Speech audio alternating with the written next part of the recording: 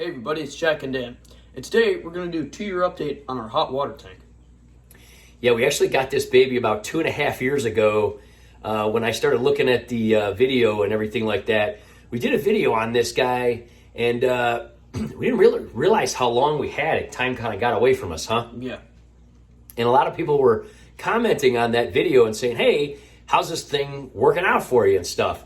And we're like, you know what, man, it's just kind of away in this closet and we had no issues with it. We kind of forgot about it. And it is totally awesome. We absolutely love it. But we are going to take you guys through. We took out the old manual, didn't we? Mm-hmm. And there's some things we were supposed to be kind of doing as regular routine maintenance that we kind of just slipped our mind. Yeah, I thought it was just supposed to like go in there and then we weren't supposed to really do anything. Yeah, well, apparently we are. Not a big deal, but it's just something that I never really did in the past. I always had old hot water tanks and old houses. So now that we got this new one, we're going to kind of get on the ball here and we'll show you guys what we did. We're also going to talk a little bit about how awesome this thing has been because we love it, don't we? Yeah. It's so cool. Let's flip this around and take a look at things.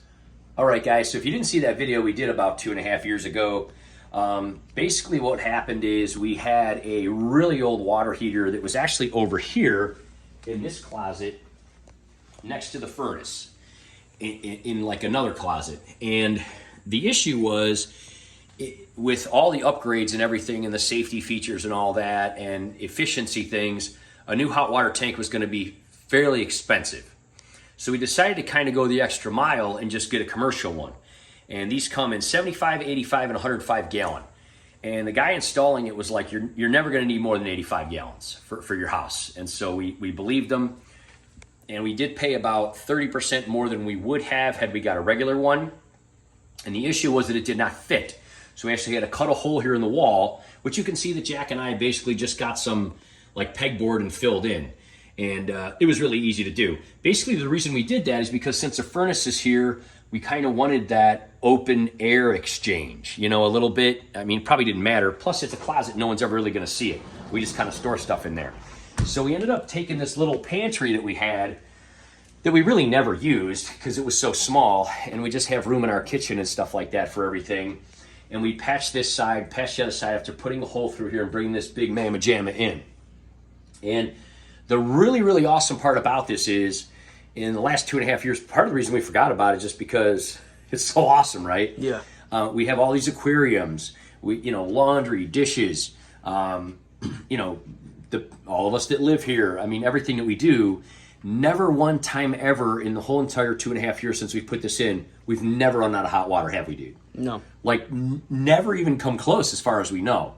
One of the awesome parts about it is it's actually cheaper to run this because the walls in this thing, that's why it's so big, the walls are so thick that it stays so much hotter. This thing is only up 1/4 of the way.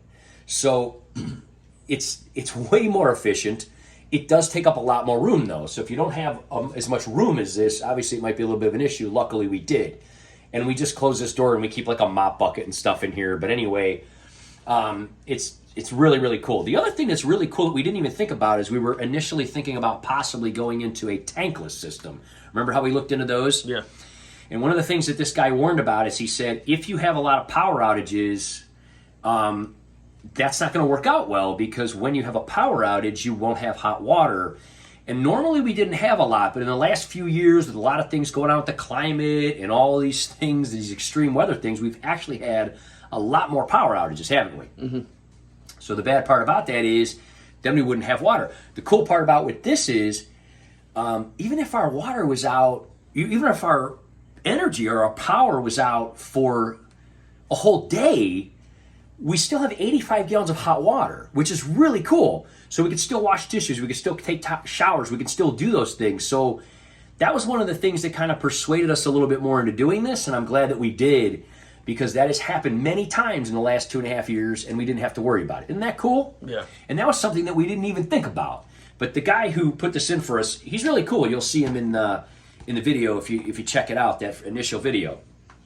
Jack's funny too because you're about, 2 feet shorter? Yeah. Only 2.5 years ago. So anyway, one of the things that it recommends doing is about once a year, taking this valve here and pulling up on it. This is like an overpressure valve. So basically if the tank overheats, it will, shoot this up if it gets too much pressure and release some of that pressure so that it doesn't explode, basically, right? Mm-hmm. So we're supposed to actually once a year or so tilt that. We don't have a drain in here. It's supposed to go to a drain, but we do have a bucket. So Jack said he thought that would be pretty exciting. So you said you want to do that, right? Yeah, sure. Well, no, you kind of made me do it, but it's fine. Well, I thought it would be funny. Probably going to be okay. Because I think it might scare you a little. So let me get the camera from you, and I'm going to have you do that. Let me take this over here. Okay.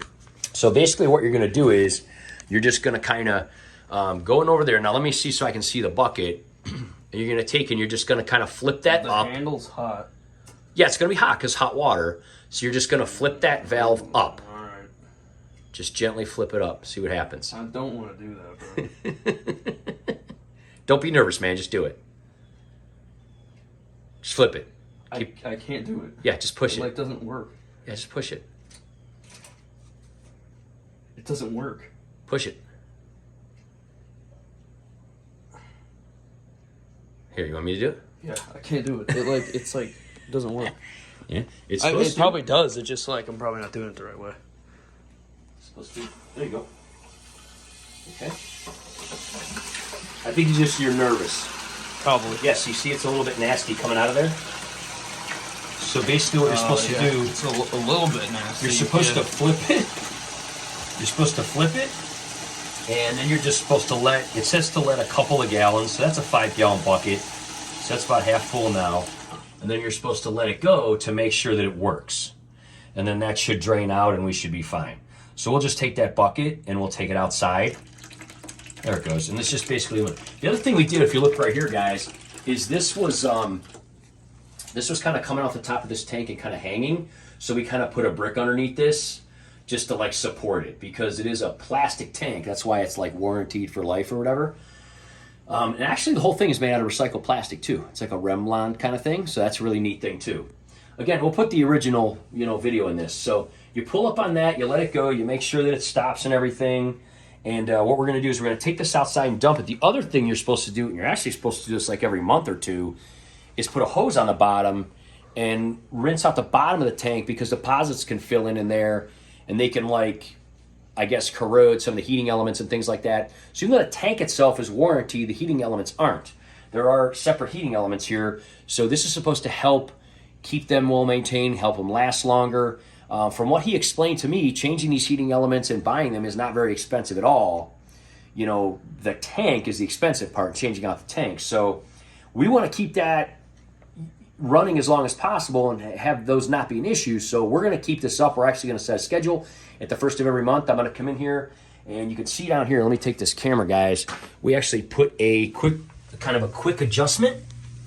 See that little kind of thing there? Because we have a garden hose with that. So we're actually just going to pop the hose on and then turn this on and then, rinse that out. So we're going to do that next. But that's actually, it's actually pretty clean water. Just a little bit of stuff in there.